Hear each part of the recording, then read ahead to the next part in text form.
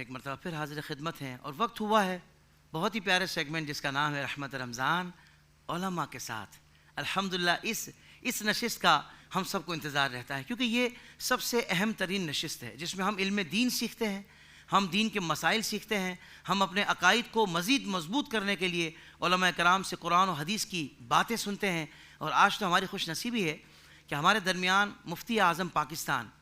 حضرت علامہ مولانا مفتی منیب الرحمن صاحب دامت برکاتہم اللہ علیہ آپ یہاں پر تشریف فرما ہیں, اور آپ کے ساتھ ایک اور عظیم عالم دین حضور زیغم اسلام حضرت علامہ مولانا پیر سید مظفر حسین شاہ صاحب دامت برکاتہم اللہ علیہ آپ تشریف فرما ہیں. میری جانب سے آپ دونوں احباب کو السلام علیکم ورحمۃ اللہ وبرکاتہ. وعلیکم السلام ورحمۃ اللہ وبرکاتہ. میں حضور آپ کی آمد کا دل سے شکریہ ادا کرتا ہوں کہ آپ نے اتنی مصروفیات میں سے وقت نکالا اور ہماری اسلامک ڈیجیٹل اسٹوڈیو کی یہ خوبصورت نشریات رحمت رمضان میں وقت عطا فرمایا. کیا کہیے گا حضور؟ بسم اللہ الرحمن الرحیم. حامدا للہ عز وجل سبحانہ وتعالی ومصلیا ومسلما علی رسول اللہ وعلی آلہ الکرام وصحبہ العظام اجمعین. سب سے پہلے میں حافظ محمد طاہر قادری صاحب آپ کے توسط سے اور اسلامک ڈیجیٹل اسٹوڈیو کے توسط سے ملت اسلامیہ پاکستان اور امت مسلمہ کو ماہ رمضان مبارک کی آمد پر اور اس کی سعادتوں, رحمتوں اور برکتوں کے حصول کے مواقع پر مبارکباد پیش کرتا ہوں. اللہ تبارک و تعالی اس ماہ مبارک کو پوری امت کے لیے رحمتوں, مغفرتوں, برکتوں, نعمتوں اور سعادتوں کے حصول کا وسیلہ اور ذریعہ بنائے. اس کے بعد میں نے ایک پوسٹ میں دیکھا کہ ماشاءاللہ پاکستان بھر سے اہل سنت و جماعت کے ہمارے ممتاز علماء کرام اور مفتیان کرام اس اسٹوڈیوز میں آتے رہیں گے اور اہل سنت و جماعت کو اور امت مسلمہ کو اپنے علوم و فیوض اور برکات سے مستفید کرتے رہیں گے. اس لیے میں تمام ناظرین کرام سے گزارش کروں گا کہ جب بھی موقع ملے ان پروگراموں کو سنیں اور ان علماء کے ساتھ وابستہ رہیں اور منسلک رہیں. آمین آمین. جزاک اللہ خیرہ. مفتی صاحب آپ نے بڑی حوصلہ افزائی فرمائی ہے, اور قبلہ شاہ صاحب تو رات سحری نشریات میں آپ نے بڑی کریمی فرمائی اور آغاز فرمایا تھا. تو آپ دیکھ رہے ہیں الحمدللہ کہ اہل سنت کی یہ بڑی شخصیات کہ جو پوری دنیا میں فروغ علم دین کے لیے اور نبی پاک صلی اللہ علیہ وسلم کے دین کی سربلندی کے لیے اسفار بھی کرتے ہیں اور پیغام حق کو پہنچاتے بھی ہیں. اللہ تبارک و تعالی ہمیں ان علماء کرام سے ہمیشہ جڑے رہنے کی توفیق عطا فرمائے. جو فکر ہمیں دے رہے ہیں اللہ تعالی ہم سب کو اس پر عمل کرنے کی توفیق عطا فرمائے. ناظرین کرام, آج کا جو ٹاپک ہے, موضوع ہے, وہ ہے روزہ اور زکوٰۃ. اور آپ سمجھ سکتے ہیں کہ یہ دونوں ٹاپک اتنے بڑے ہیں, اتنی وسعت رکھتے ہیں کہ اس میں کئی نشستیں بھی اگر ہم لگا دیں تو بھی اس پر بیان کا حق ادا نہیں ہو سکتا. مگر ہم کوشش کریں گے کہ جتنا زیادہ ہم علماء کرام سے اس پر گفتگو کر سکیں. آغاز میں, ابتدا میں موضوع کے تعلق سے یہ کہوں گا کہ اسلام کے بنیادی 5 ستونوں میں سے 2 ایسے ہیں جو روح کی پاکیزگی اور معاشرے کی فلاح کا ذریعہ ہیں, یعنی روزہ اور زکوٰۃ. ایک بندے کو تقوی اور صبر سکھاتا ہے تو دوسرا اسے ایثار اور ہمدردی کی معراج تک پہنچاتا ہے. ناظرین, یہ دونوں وہ مقدس عبادات ہیں جو فرد کی اصلاح سے لے کر معاشرتی بہتری تک ہر پہلو میں ایک انقلابی تبدیلی پیدا کرتے ہیں. الحمدللہ. روزہ محض بھوکا پیاسا رہنے کا نام نہیں, بلکہ اپنی خواہشات پر قابو پانے, صبر اور استقامت کو اپنانے اور اللہ کی رضا کے لیے اپنی نفسانی خواہشات کو قربان کرنے کی ایک تربیت ہے. ناظرین کرام, یہ وہ عبادت ہے جو اللہ اور بندے کے درمیان ایک راز کی مانند ہے جس کا حقیقی اجر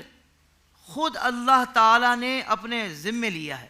سبحان اللہ. جیسا کہ بخاری شریف حدیث نمبر 7492 جو کہ حدیث قدسی ہے، اس میں ارشاد ہوتا ہے ابن آدم کا ہر عمل اس کے لیے ہے سوائے روزے کے، بے شک وہ میرے لیے ہے. اللہ اکبر. یعنی روزہ اللہ کے لیے ہے. سبحان اللہ. اور میں ہی اس کا بدلہ دوں گا. یہی روزہ بندے میں وہ کیفیت پیدا کرتا ہے جو اسے گناہوں سے روکتا ہے، دل کو نرم کرتا ہے اور روح کو روشنی عطا کرتا ہے. یہی وجہ ہے کہ رمضان کا مہینہ جو روزے کی عبادت کا خاص موسم ہے، رحمت، مغفرت اور جہنم سے آزادی کی نوید بن کر آتا ہے. یہ روزہ جہاں بندے کو اندرونی اصلاح اور تقوی کی تعلیم دیتا ہے، وہیں زکوٰۃ بندے کو خارجی اصلاح اور سماجی انصاف کا درس دیتی ہے. اب دیکھیں دونوں کا ربط کیسا بن رہا ہے. زکوٰۃ محض ایک مالی فریضہ نہیں بلکہ ایک ایسا نظام ہے جو دولت کو گردش میں رکھ کر محتاجوں، مسکینوں اور ضرورت مندوں کو ان کی زندگیوں کو سنوارتا ہے. سبحان اللہ. ناظرین کرام، اب ہم مزید گفتگو کے لیے معزز علماء کرام کی طرف بڑھیں گے اور میں گزارش کروں گا سب سے پہلے مفتی اعظم پاکستان سے، حضور یہ ارشاد فرمائیے گا کہ قرآن کریم میں روزے کی بابت جو احکام آئے ہیں ان کی اگر کچھ تفصیل بیان ہو جائے.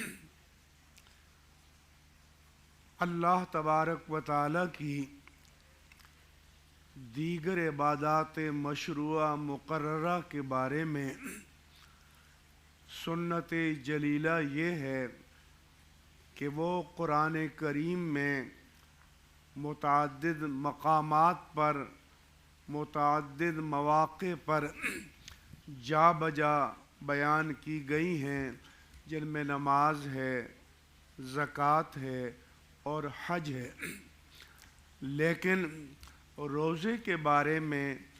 اللہ تبارک و تعالیٰ کی سنت جلیلہ رفیع یہ ہے کہ اس نے اپنی حکمت سے روزے کے بارے میں قرآن مجید میں ایک ترتیب کے ساتھ، سیکوینس کے ساتھ سورہ بقرہ کی آیات 183، 184 اور 185 میں یہ تمام احکام بیان فرما دیے. مثلاً آیہ مبارکہ 183 میں فرمایا کہ کتب علیکم الصیام، تم پر روزے فرض کیے گئے ہیں.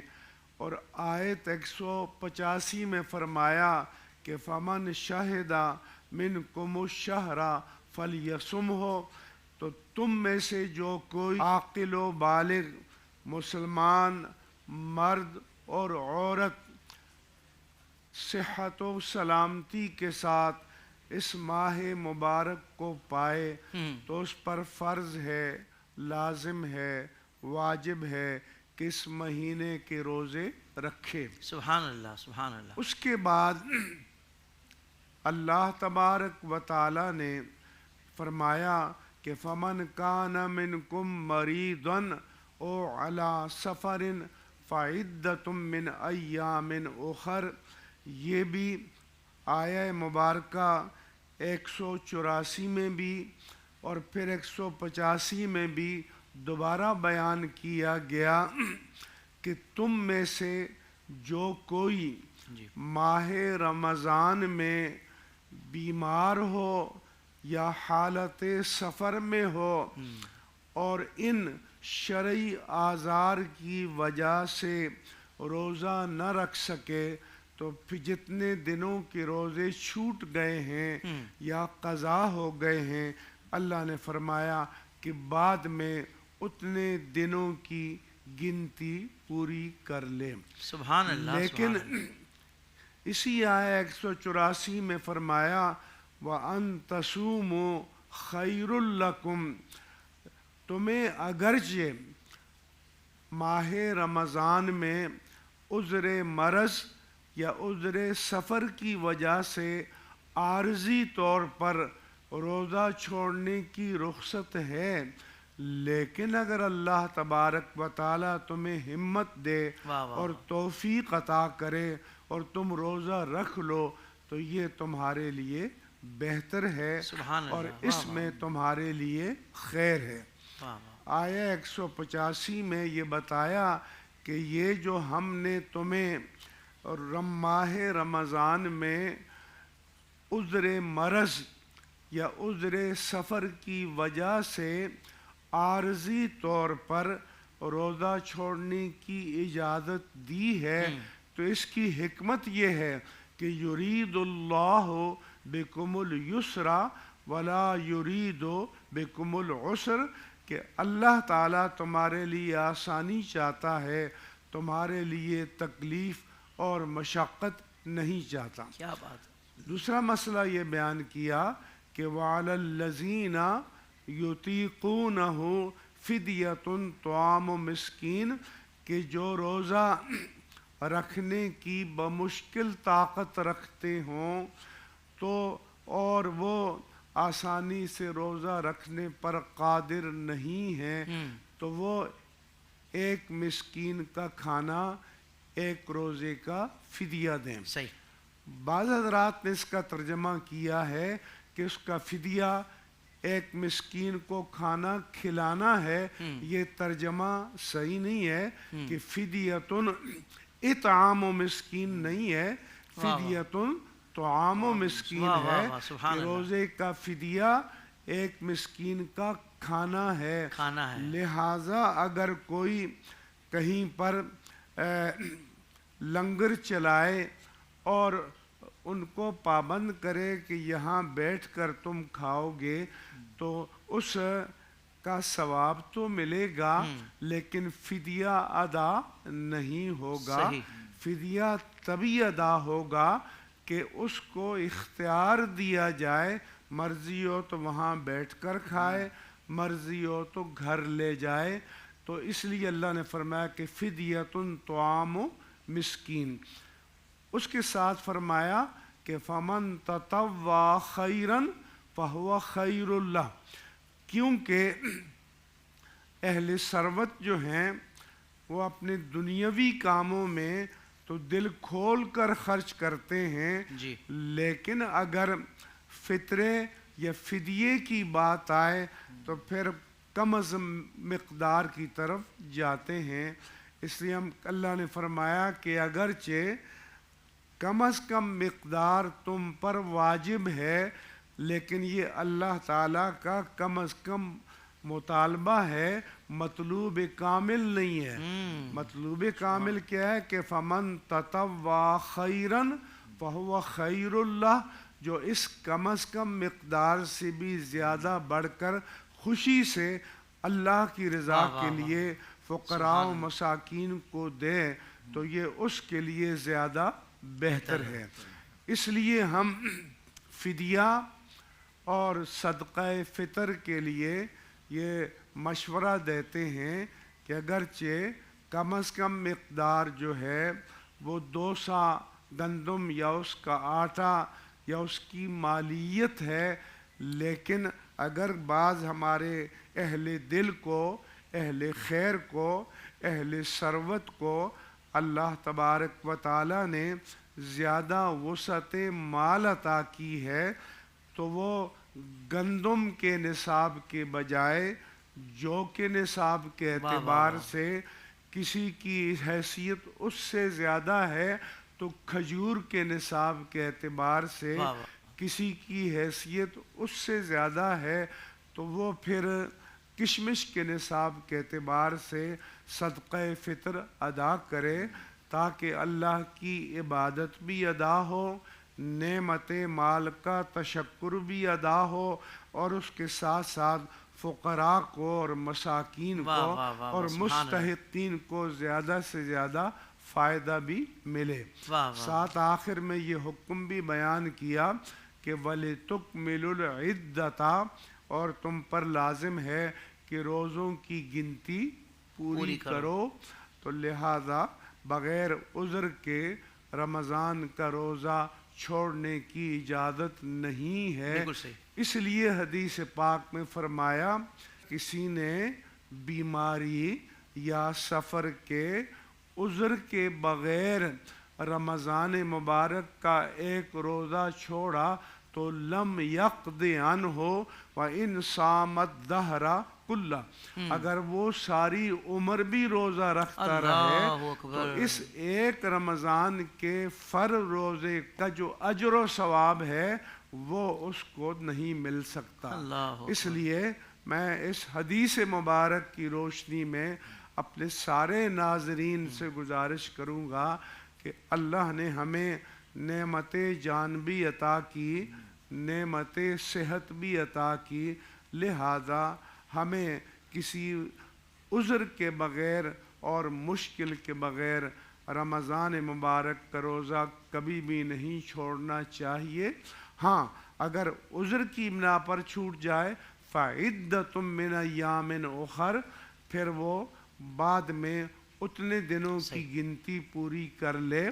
اور اس قضا میں بھی اللہ کے دین میں یسر ہے، یعنی یہ نہیں ہے کہ آپ کا رمضان جون جولائی اگست میں آیا تھا، گرمی میں آیا تھا اور مرض یا سفر کی وجہ سے روزہ نہ رکھ سکے تو تمہیں گرمی ہی میں قضا کرنی ہوگی، نہیں، اپنی سہولت کے مطابق سال میں کسی بھی وقت قضا کر سکتے ہو۔ اسی طرح سے فرض روزوں میں تو تسلسل لازم ہے ماہ رمضان میں، لیکن اگر رمضان کے روزے بر بنائے عذر چھوٹ گئے ہیں تو پھر وہ رمضان کے بعد متفرق طور پر بھی ان روزوں کی قضا رکھ سکتا ہے۔ بالکل صحیح، بالکل صحیح۔ البتہ ایک مسئلہ اجازت ہو تو عرض کر دوں، اور وہ یہ ہے کہ یہ جو بیماری یا سفر ہے یہ عارضی عذر ہیں، لہذا جب یہ عذر زائل ہو جائے تو روزہ رکھنا پڑے گا۔ ایک عذر دائمی اور معذوری دائمی ہے کہ کوئی اتنا ضعیف ہو چکا ہے کہ وہ جسمانی اعتبار سے، صحت کے اعتبار سے روزہ رکھنے پر قادر ہی نہیں ہے، تو پھر وہ اس کے لیے پھر فدیہ ہے، وہ فدیہ دے سکتا ہے۔ اور ظاہر ہے کہ چونکہ اس کی معذوری اس کی کسی کوتاہی کی وجہ سے نہیں ہے بلکہ اللہ تعالیٰ کے قضاء و قدر سے ہے، تو امید کی جا سکتی ہے کہ ایسے بندوں کو اللہ تعالیٰ اپنے اجر و ثواب سے محروم نہیں فرمائے گا۔ سبحان اللہ، سبحان اللہ۔ ناظرین کرام، قبلہ حضور مفتی اعظم پاکستان نے کمال علمی گفتگو فرمائی ہے، اور روزے سے متعلق قرآن و حدیث کی جو تعلیمات ہیں وہ آپ نے ارشاد فرمائی ہیں، اور پھر روزہ چھوٹنے کی صورت میں اس پر بھی کیا احکامات یہ بھی آپ نے ارشاد فرمائے۔ لیکن یہاں لوگوں کے اپنے اپنے عذر ہوتے ہیں،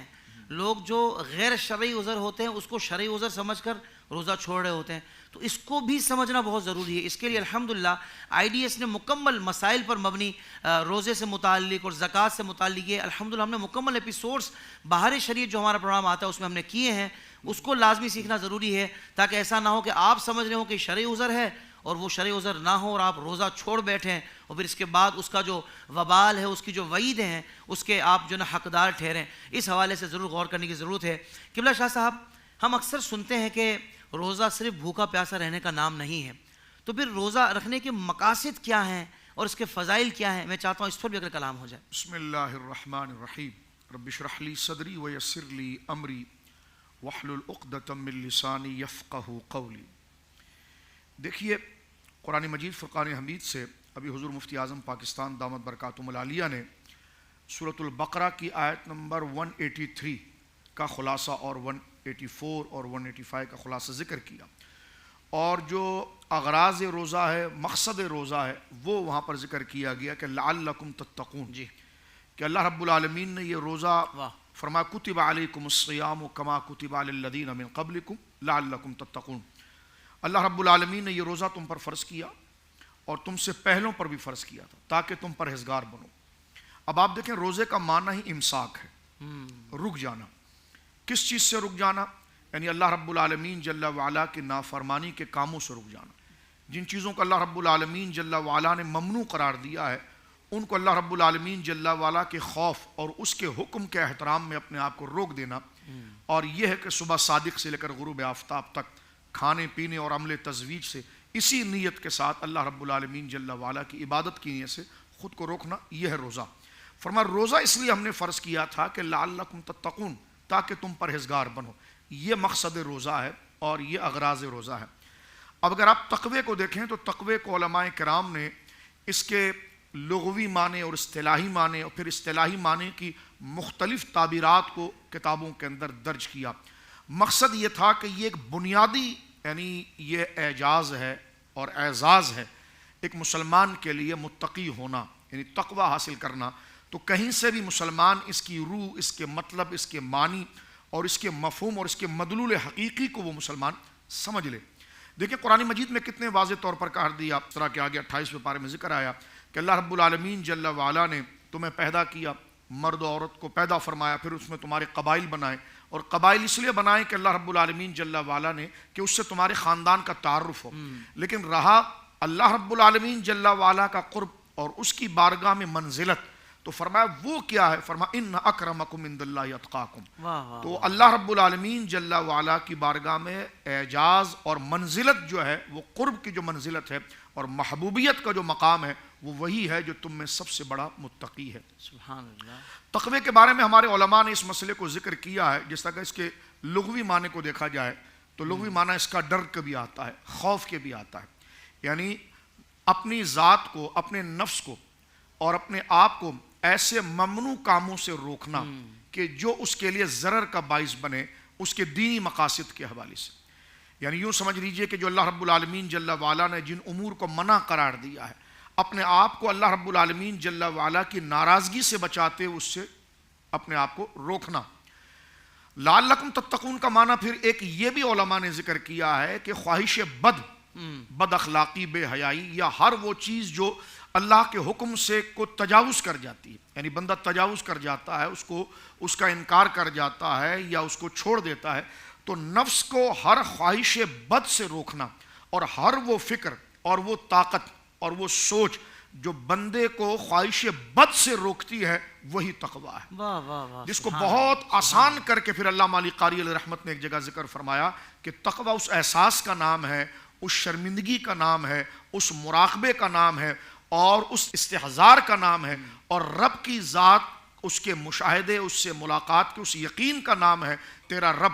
تجھے وہاں نہ دیکھے جہاں دیکھنے سے وہ ناراض ہوتا ہے۔ تو شریعت مطہرہ کے احکام کو ان کے وقتوں پر عمل کرنا اور بجا لانا، اور ہر وہ کام جو اس کے لیے ضرر کا باعث بنے یا اس میں کوتاہی کا باعث بنے، اس سے اپنے آپ کو روکنا، اسی فکر کو تقوی کہا جاتا ہے۔ جامع ترمذی شریف کے اندر ایک حدیث موجود ہے جس میں حضور سید عالم نے فرمایا کہ کمال تقوی یہ ہے کہ ہر شے سے اس وجہ سے بچ جانا کہ شاید وہ میرے نفس کے لیے ضرر پیدا کر دے، یعنی میرے لیے وہ آفت بن جائے، اللہ رب العالمین جل وعلا سے دور لے جانے والی بنے۔ ایک حدیث پاک میں آیا کہ حلال جو ہے وہ بین ہے، ظاہر ہو چکا ہے، اور حرام جو ہے وہ بھی ظاہر ہو چکا ہے، لیکن حلال اور حرام کے درمیان کچھ متشابہات ہیں جس کے بارے میں لوگوں کو خبر نہیں۔ تو متقی وہ ہے کہ جو حلال ہے اس کے سامنے ظاہر ہے، اس کو اپنے درجے کے اندر جو اسے میسر ہو جائے اس کا وہ ارتکاب کرے، اس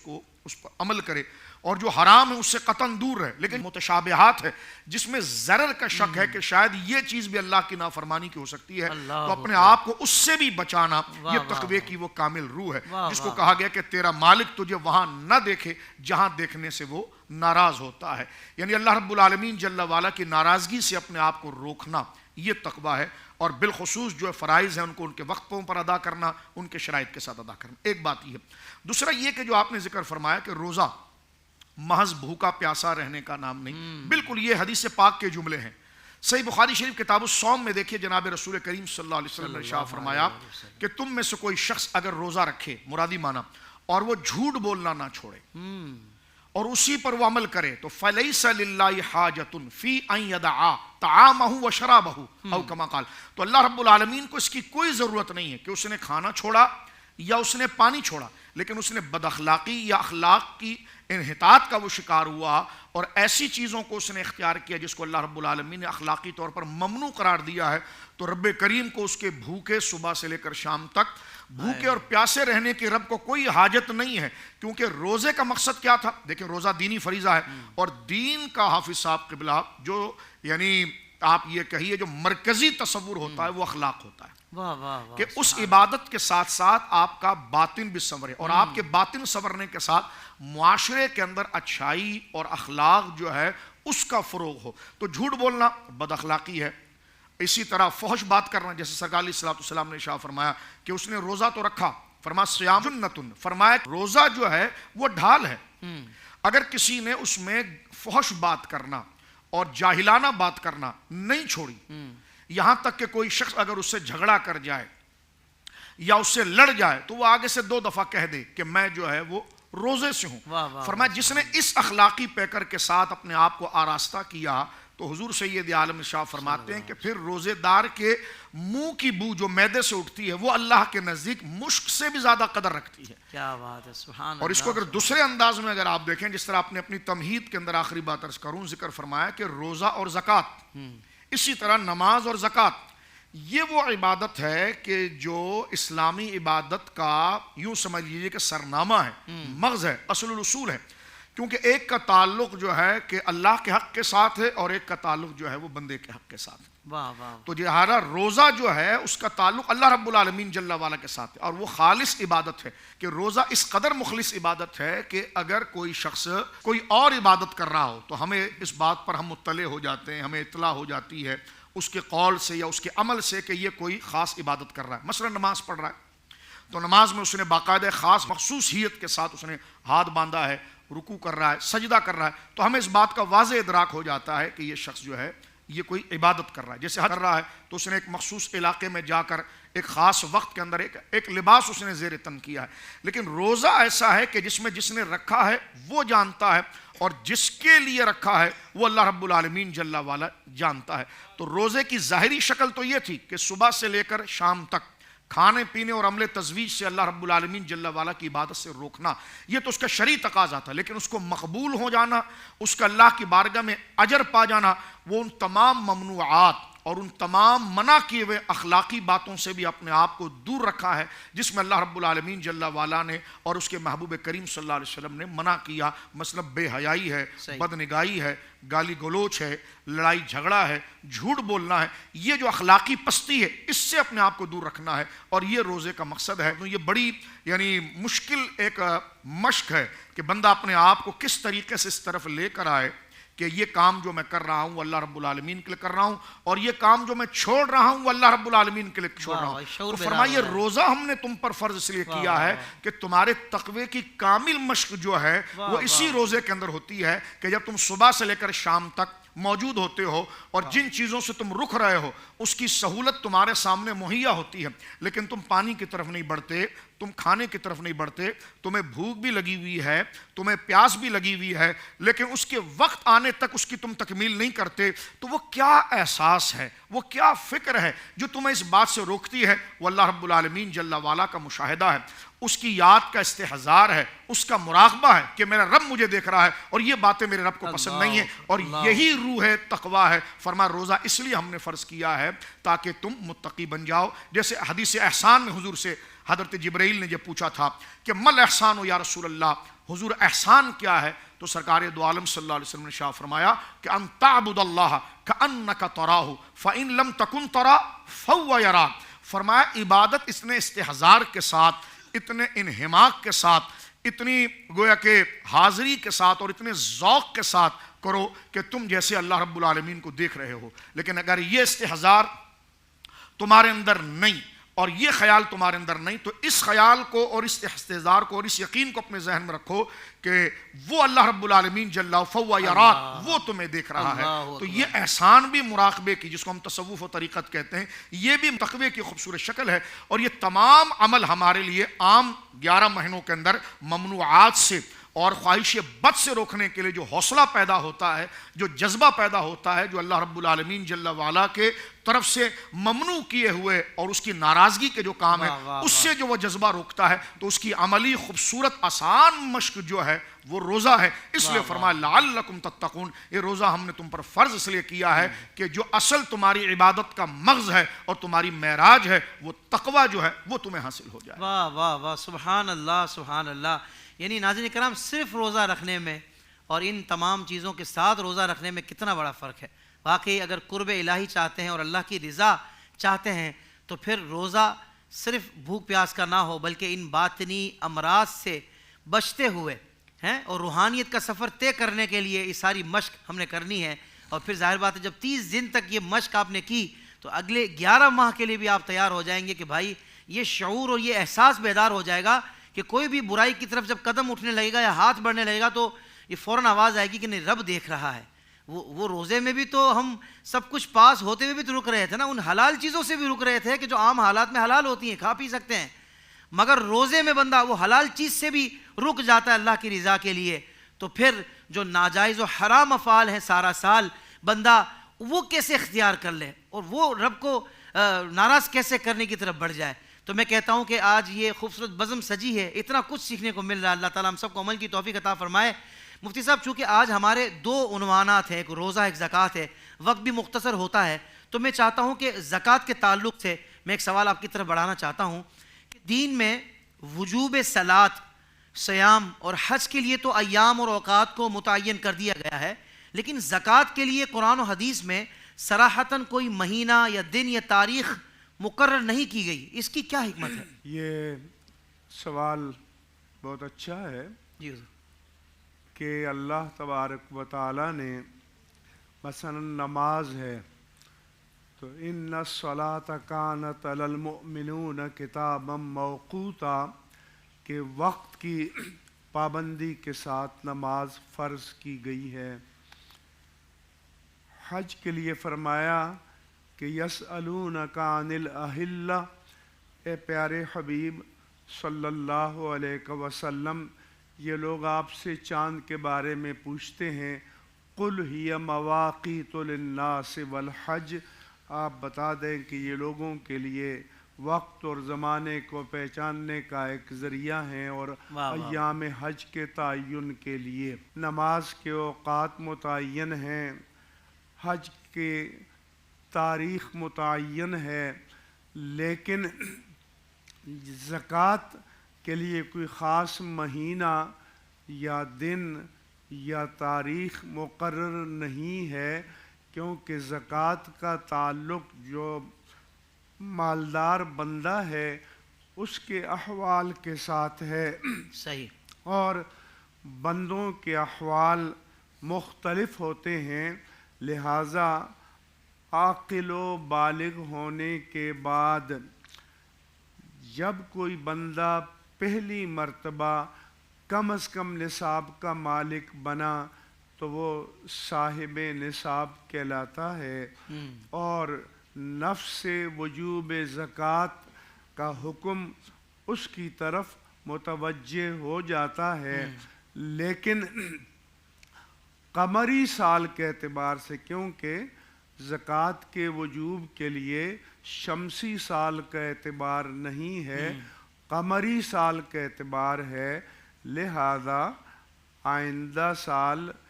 قمری سال کو جب اس مہینے کی وہ تاریخ آ جائے تو اس پر زکوٰۃ کا ادا کرنا یہ واجب ہو جائے گا. صحیح. اس لیے لوگوں نے اپنی اپنے سہولتوں کے مطابق، کسی نے رمضان کا مہینہ، کسی نے رجب کا، کسی نے کوئی مقرر کر رکھا ہے، لیکن حقیقت یہ ہے کہ ہر بندہ مومن کے لیے زکوٰۃ کے قمری مہینے کی وہی تاریخ معتبر ہے کہ جب عاقل و بالغ ہونے کے بعد پہلی مرتبہ وہ صاحب نصاب بنا تھا. صحیح. ہاں، البتہ ایک بات ذہن میں رہے کہ یہ جو بتایا جاتا ہے کہ زکوٰۃ کی وجوب کی شرائط میں حولان ہول ہے، یعنی سال کا گزر جانا ہے مالداری پر، تو اس کے ہرگز یہ معنی نہیں ہے کہ ہر مال پر سال گزرے، بلکہ فقہاء نے کہا کہ سال کی ابتدا میں اور اختتام پر بھی صاحب نصاب ہے یا بیشتر حصہ صاحب نصاب ہے۔ تو فرض کرو کہ کسی نے اپنی زکوٰۃ کی ادائیگی کے لیے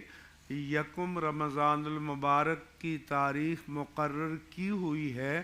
تو اس سے ایک دن پہلے یا 10 دن پہلے بھی جو پیسہ آئے گا اس سب کی زکوٰۃ اس کو ادا کرنی ہوگی۔ کیونکہ یہ جو لوگ اشتباہ پیدا کرتے ہیں، اگر ہر مال پر سال گزرنا شرط قرار دیا جائے تو جو کاروباری لوگ ہیں ان کا تو روزانہ پیسہ آتا ہے، روزانہ پیسہ جاتا ہے، تو پھر تو اس کا حساب کرنا ہی بندے کے لیے ناممکن العمل ہو جائے۔ لہذا ہر مسلمان کو چاہیے کہ جب اللہ تبارک و تعالیٰ نے زندگی میں پہلی بار عاقل و بالغ ہونے کے بعد اس کو نصاب کا مالک بنایا تھا، تو اس تاریخ کو یاد رکھے اور ہر قمری سال کو اس تاریخ کو اپنی زکوٰۃ ادا کر دیا کرے، کیونکہ یہ بندے اور رب کے درمیان معاملہ ہے۔ دنیاوی معاملات میں تو چیزوں کو چھپایا جا سکتا ہے، لیکن خالق اور مالک سے کوئی چیز پوشیدہ نہیں ہے۔ بالکل صحیح، سبحان اللہ سبحان اللہ۔ قبلہ شاہ صاحب، اگر میں یہ عرض کروں کہ معاشرے میں ہم دیکھتے ہیں کہ بہت سارے لوگ اب بھی زکوٰۃ صحیح ادا نہیں کرتے، کتنے تو دیتے ہی نہیں اس طرح سے، وہ سمجھتے ہیں کہ مال میں سے کمی ہو رہی ہے، یعنی مال میں سے نکالنا ان کے لیے بہت مشکل ہو جاتا ہے، اور کتنے ایسے ہیں کہ دیتے ہیں مگر مکمل ادائیگی نہیں کرتے۔ تو زکوٰۃ نہ دینے کے دینی اور دنیاوی نقصانات کیا ہیں؟ دیکھیے قرآن مجید فرقان حمید کے اندر زکوٰۃ نہ دینے پر تو یعنی بالخصوص سورۃ التوبہ کی جو آیت ہے، اللہ رب العالمین کا ارشاد ہے کہ والذین یکنزون الذھب والفضہ ولا ينفقونها فی سبیل اللہ فبشرہم بعذاب علیم، کہ اللہ رب العالمین جل وعلا کا ارشاد ہے کہ وہ لوگ جو سونا اور چاندی کو خزانہ بنا کر رکھتے ہیں، یعنی کنز کی صورت، کنز کہتے ہیں دفینے کو، یعنی زمین میں گاڑا ہوا یا جمع کیا ہوا وہ مال جس کو خرچ بندہ نہیں کرتا، جمع کر کے رکھتا ہے، اللہ رب العالمین شاہ فرماتا ہے کہ اس کو پھر وہ اللہ رب العالمین جل وعلا کی راہ میں خرچ نہیں کرتے تو فبشرہم بعذاب علیم، ان کے لیے جہنم کے دردناک عذاب کی بشارت دیجیے۔ اللہ اکبر۔ تو زکوٰۃ جو ہے کہ وہ فرض ہے، اور اس کی ادائیگی نہ کرنا یہ جہنم کے عذاب کا سبب ہے۔ رسول کریم صلی اللہ علیہ وسلم کی ایک نہیں متواتر احادیث اس کی زکوٰۃ نہ دینے والوں کی مذمت اور اس کی تعذیب اور عذاب سے متعلق موجود ہے۔ جیسے مشہور احادیث میں یہ ہے کہ مفہوم کہ جس میں کہ یہی مال قیامت کے دن اس کے لیے گنجے سانپ کی شکل اختیار کر جائے گا جو اللہ رب العالمین اس پر مسلط کرے گا، یہی سونا اور چاندی جو آگ کے ساتھ سیسا پلائے، اس کو آگ میں گرم کر کے اس کی پشت پر یا اس کے پہلو کو گویا کہ اس سے جلایا جائے گا اور اس کو سزا دی جائے گی۔ یہ الفاظ ملتے جلتے الفاظ احادیث کے اندر ہمیں سیاح کے اندر موجود ہے اور دیگر صحیح احادیث کے اندر یہ موجود ہیں۔ صحابہ کرام رضوان اللہ اجمعین بلکہ فاروق اعظم رضی اللہ تعالیٰ خود ایک دفعہ حضور علیہ السلام کے پاس گئے، کیونکہ قرآن نے اس کو کنز کہا ہے۔ کنز اس مال کو کہتے ہیں کہ جس مال کی زکوٰۃ ادا نہ کی گئی ہو، یعنی کنز کا لغوی معنی تو یہ جس طرح میں نے عرض کیا کہ دفینہ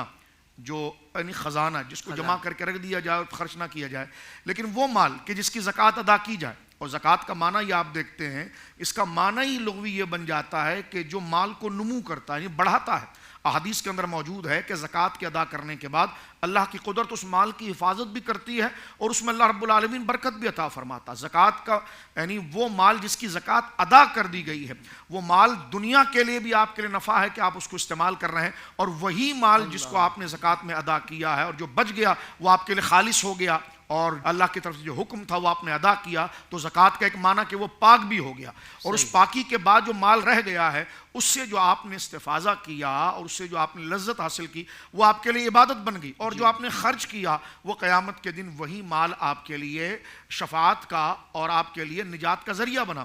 ازواج مطہرات اور دیگر صحابیات نے جب نبی کریم علیہ السلام نے اس بات کو دریافت کیا کہ یا رسول اللہ کنز نے کنز کے ساتھ ذہب اور فضہ کا ذکر کیا ہے، یعنی سونا اور چاندی، تو یہ ہم نے جو بالیاں پہنی ہوئی ہیں، یہ جو سونے پہنے ہوئے ہیں، کیا یہ بھی اس کنز کے اندر ہے؟ تو جناب سید عالم صلی اللہ علیہ وسلم نے فاروق اعظم کو اور تمام امت کو یہ فیصلہ سنا دیا. آپ نے فرمایا جس مال سے زکوٰۃ ادا کر دی جائے گی وہ سونا اور چاندی کنز میں نہیں آتا، بلکہ اس کا مراد مفسرین یہ ذکر کرتے ہیں کہ یہ دنیا کا وہ حسن ہے جو اللہ رب العالمین جل وعلا نے نعمت کی صورت میں آپ کو عطا فرمایا ہے. واہ واہ واہ، سبحان اللہ سبحان اللہ.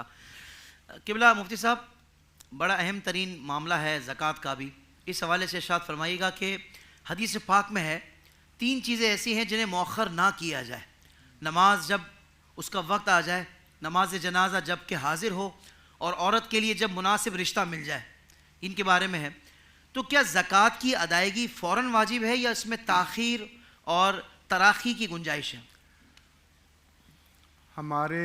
فقہائے کرام نے لکھا ہے کہ جب زکوٰۃ کی ادائیگی کا وقت آ جائے تو زکوٰۃ کی ادائیگی میں تاخیر نہیں کرنی چاہیے، لہذا جتنی جلد ممکن ہو اس دینی فریضے سے عہدہ برا ہونا چاہیے،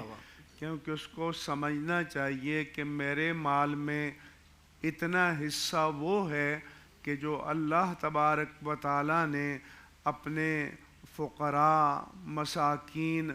اور مستحق بندوں کے لیے رکھا ہے، تو اس کو فوراً جدا کر کے ان کے حوالے کر دینا چاہیے کہ تؤخذ من اغنیائہم وترد الی فقرائہم، کہ ان کے مالداروں سے لی جائے اور ان کے فقراء کو لوٹائی جائے. یہاں پر لوٹانے کا کلمہ آیا اور لوٹایا کسی کا حق جاتا ہے، یعنی آپ احسان سمجھ کر نہ دیں بلکہ یہ سمجھیں کہ یہ وہ اس کا حق ہے جو میرے مال میں تھا اور میں اس کو لوٹا رہا ہوں. البتہ ایسے ادارے کہ جو مستحقین کی کفالت کرتے ہیں اور وہ زکوٰۃ یا فطرہ یا فدیہ یا کفارات یا نذور کی رقوم سے سال بھر ان کے معاملات کو چلاتے ہیں، تو انہیں اس مدت کے لیے اپنی ترتیب کے مطابق اس مال کو رکھنے کا جواز موجود ہے، کیونکہ وہ ایک دن میں خرچ کر کے تو سال بھر کی ضروریات سے فارغ نہیں ہو سکتے. تو اگر وہ سال بھر کی پلاننگ کریں یا منصوبہ بندی کریں تو اس کی شریعت میں گنجائش موجود ہے. مگر زکوٰۃ دینے والے کی زکوٰۃ تو ادا ہو گئی وقت پر. ٹھیک ہے.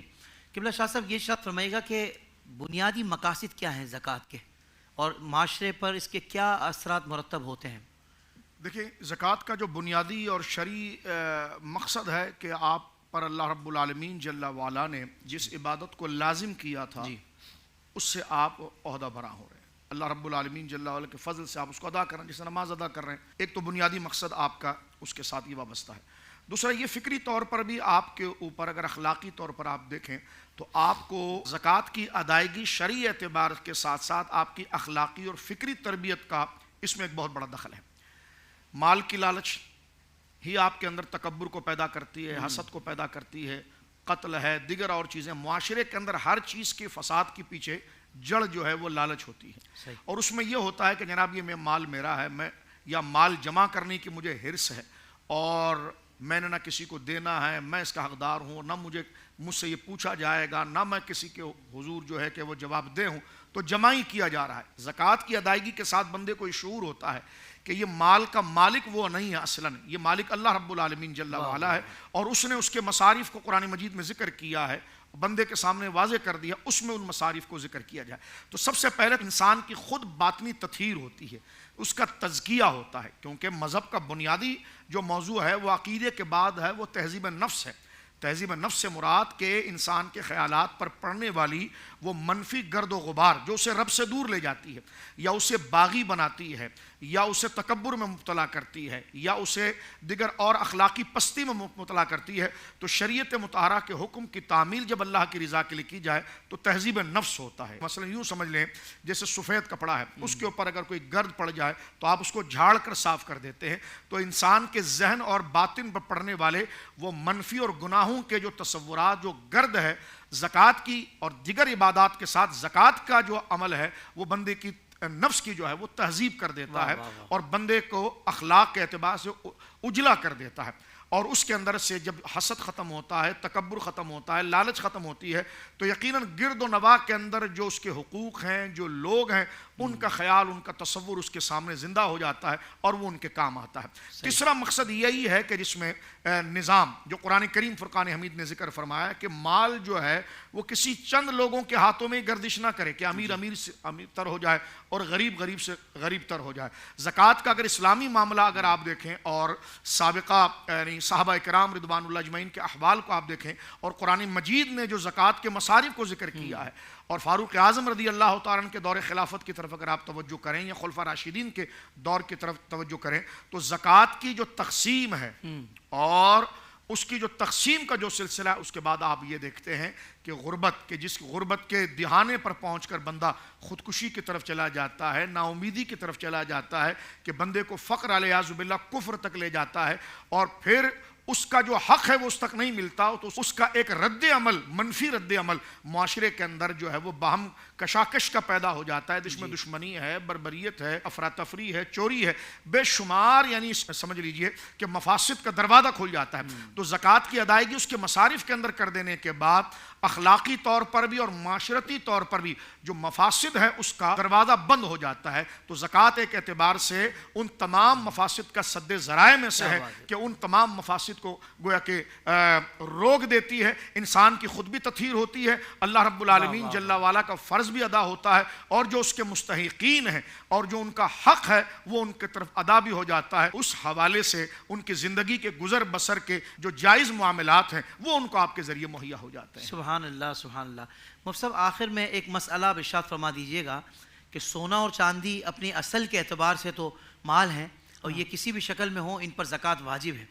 اگر کسی کے پاس سونا یا چاندی ہے یا زیورات ہیں یا کسی بھی شکل میں، تو وہ قیمت خرید کے حساب سے وہ اس کا حساب کرے گا زکوٰۃ کا، یا جو اس وقت چل رہا ہے مارکیٹ میں، یہ بھی ارشاد فرما دیں۔ اور ساتھ ہی ساتھ یہ بھی ارشاد فرما دیں کہ کسی خاتون کے پاس سونا یا زیورات وغیرہ ہیں اور زکوٰۃ کی ادائیگی کے لیے نقد پیسے نہیں ہیں تو وہ زکوٰۃ کیسے ادا کرے گی؟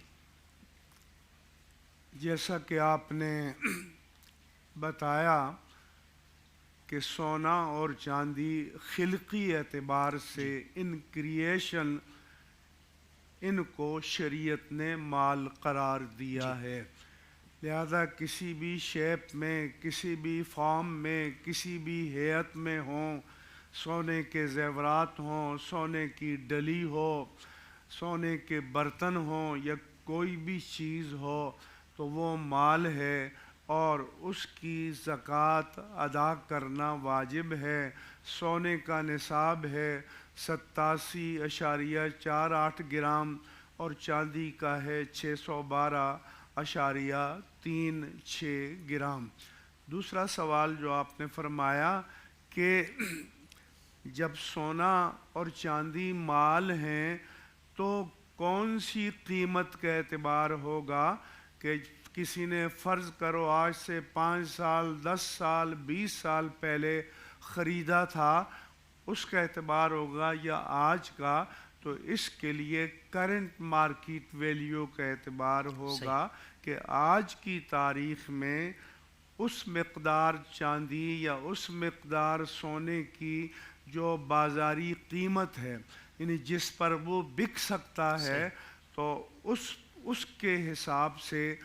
اس کو اپنی اسیسمنٹ کرنی چاہیے اور زکوٰۃ ادا کرنی چاہیے۔ البتہ جیسے بعض لوگ کہتے ہیں جی بیگم کا زیور ہے لیکن اس کے پاس پیسے نہیں ہیں، تو شریعت نے یہ کہا ہے کہ اس میں سے زکوٰۃ دو۔ لہذا اگر سونا ہے اور نقد ہیں تو نقد کی صورت میں دے سکتے ہیں، اس کا شوہر دینا چاہے اس کی طرف سے تو دے سکتے ہیں، نہ بھی ہو تو اس کا جو 40واں حصہ ہے اس کا وزن کر لیں اور 40 پر تقسیم کر دیں، تو جو مقدار وزن آئے گی اتنا اسے کاٹ کر دینا ہوگا ہر صورت میں، ہر قیمت پر۔ یہ عذر کے نقد پیسہ نہیں ہے، یہ شریعت کی نظر میں کوئی عذر مطلقاً نہیں ہے۔ لہذا اس مسئلے میں ہمیشہ محتاط رہنا چاہیے۔ اور اپنے دوسری بات یہ ہے کہ بہت سے حضرات پوچھتے ہیں جی بینک بیلنس کا الگ پوچھیں گے، سونے چاندی کا الگ پوچھیں گے، مال تجارت کا الگ پوچھیں گے، تو زکوٰۃ کی تشخیص یا اسیسمنٹ کے لیے بندے کی جتنے ذرائع سے جتنی آمدنی ہے اس سب کو یکجا کرے، اور پھر اس کا 2.5% یا 2.5% جو ٹوٹل مالیت ہے اس کے حساب سے اس کی زکوٰۃ اس کو ادا کرنی ہوگی۔ بالکل ٹھیک ہے۔ معزز علماء کرام کا دل سے شکریہ ادا کرتا ہوں، بالخصوص مفتی اعظم پاکستان کا، حضور زغم اسلام کا۔